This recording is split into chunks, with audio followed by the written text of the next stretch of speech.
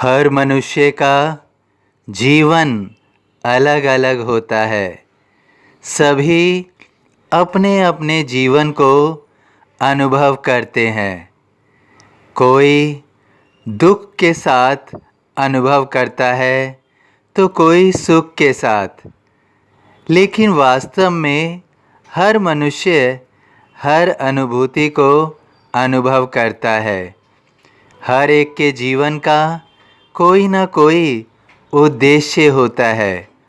उस उद्देश्य को मनुष्य भली भांति समझ भी पाता है और नहीं भी।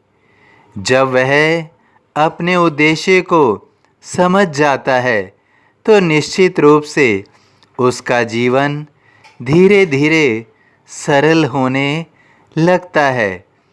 किंतु जब मनुष्य का जीवन और उसका उद्देश्य उसे पता नहीं होता तो उसके जीवन में भटकाव होता है।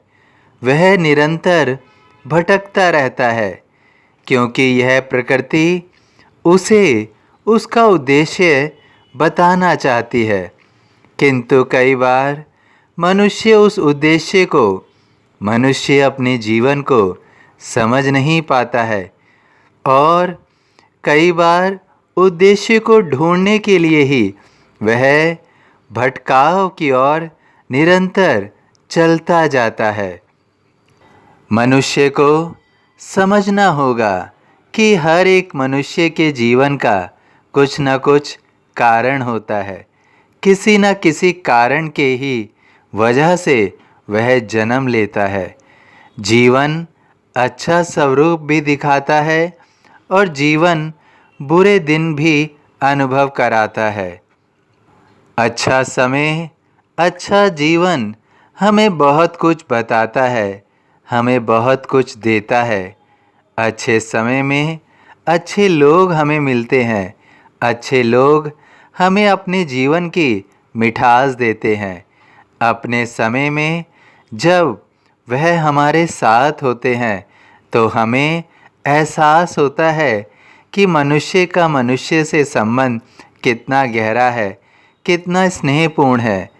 किंतु जब जीवन में बुरे दिनों का आगमन होता है तो वहाँ से हमें हर बुराई का अनुभव होता है। हम समझते लगते हैं कि जीवन में बुराई किस स्तर तक जा सकती है। हमें बुरे लोगों का सामना भी करना होता है। वास्तव में अच्छाई और बुराई कुछ नहीं है। हर मनुष्य का अपना स्वरूप है, अपना वजूद है, अपना चरित्र है, अपनी प्रकृति है। और जब वह अपनी प्रकृति के विरुद्ध किसी और मनुष्य से मिलता है तो वह उसके साथ अपने जीवन को अलग पाता है।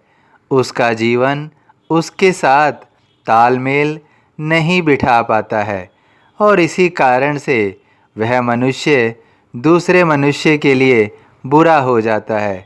या वास्तव में कहें तो दोनों ही एक दूसरे के प्रति ऋणात्मक हो जाते हैं, नकारात्मक हो जाते हैं, बुरे हो जाते हैं। मनुष्य पूरे जीवन में इस कश्मकश में ही रहता है कि उसका टकराव ऐसे मनुष्य से क्यों हुआ जो उसके जीवन के लिए उचित नहीं था बल्कि अनुचित था। जीवन में सब कुछ मिलना तय है। जीवन में अगर अच्छे अनुभव होंगे तो बुरे अनुभव से भी बचा नहीं जा सकेगा। बुरे अनुभव तभी होंगे जब हम अपनी प्रकृति के विरुद्ध व्यक्तियों से मुलाकात करेंगे।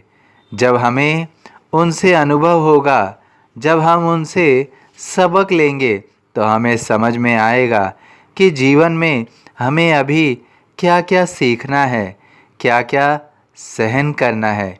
यह तभी हो पाता है जब हमारे बुरे समय का आगमन होता है। बुरा समय बेशक बुरे शब्द से जुड़ा है, लेकिन जीवन में यह वो सीख देता है जो अच्छा समय नहीं देता है। अच्छा समय तो हमें केवल आनंद का अनुभव कराता है।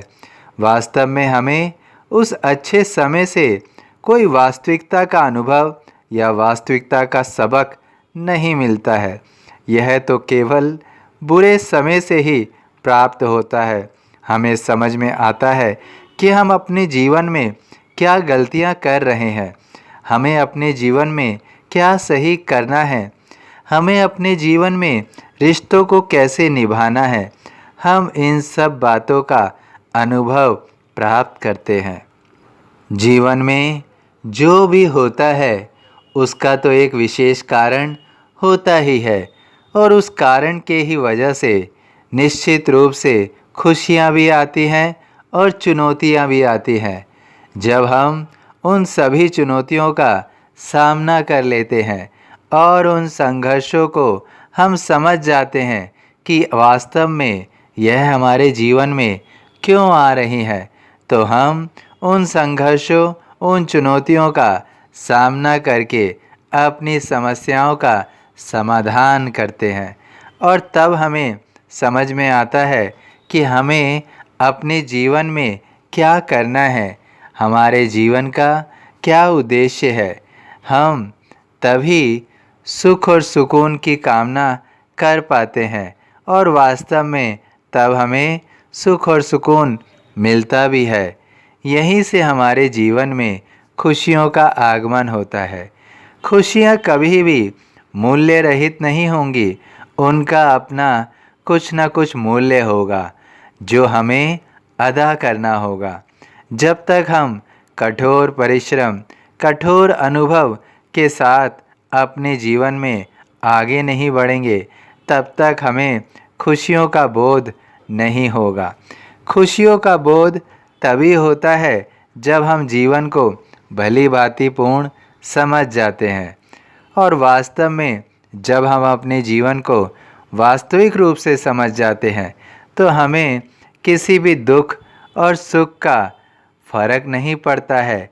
हमारे जीवन में दुख और सुख का अंतर खत्म हो जाता है क्योंकि हम समझ चुके होते हैं ये दोनों ही पहलू हमारे जीवन के हैं। कुछ भी स्थिर नहीं है, कुछ भी स्थायी नहीं है। दुख अगर आया है तो जाएगा भी, सुख अगर आया है तो वो भी साथ नहीं।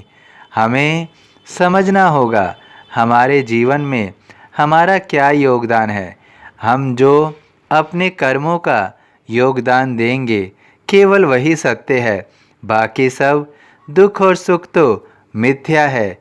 वो तो हमारे जीवन का एक ज़रिया है, लेकिन जीवन में हम क्या दे रहे हैं, कैसे कर्म कर रहे हैं, क्या परोपकार कर रहे हैं, अंत में केवल यही रह जाएगा। इसलिए मनुष्य को अपने कर्मों से स्वयं को जोड़े रखना है और केवल अच्छे कर्मों का परिचय देना है। किंतु जीवन के अनुभव में बुरे कर्म ना हो, ऐसा हो नहीं सकता। इसलिए जब भी किसी व्यक्ति से बुरे कर्म हो तो वह उसका आबोध करे, उसका अनुभव करे और उपरांत उसके वह समझे कि वास्तव में उसको अपने जीवन में किस मार्ग पर चलना है, जहाँ पर चलकर वह अपने जीवन को सही अर्थों में जी पाएगा। यहीं से प्रत्येक मनुष्य के व्यक्तित्व का निर्माण होता है और जब एक सही व्यक्तित्व का निर्माण होता है तो वास्तव में एक सही जीवन का निर्माण होता है। और जो हम अनुभव करते हैं कि हमारी किस्मत हमारा साथ नहीं दे रही, वो अनुभव हमें धीरे धीरे समझ में आने लगता है कि हमारी किस्मत तो हमारे साथ है। हमने अपनी किस्मत का ताला तो स्वयं ही बंद किया हुआ था और समय आने पर बंद किस्मत का ताला खुल जाता है। तुम्हारा भी बंद किस्मत का ताला खुलेगा, बंद किस्मत का ताला खुलेगा।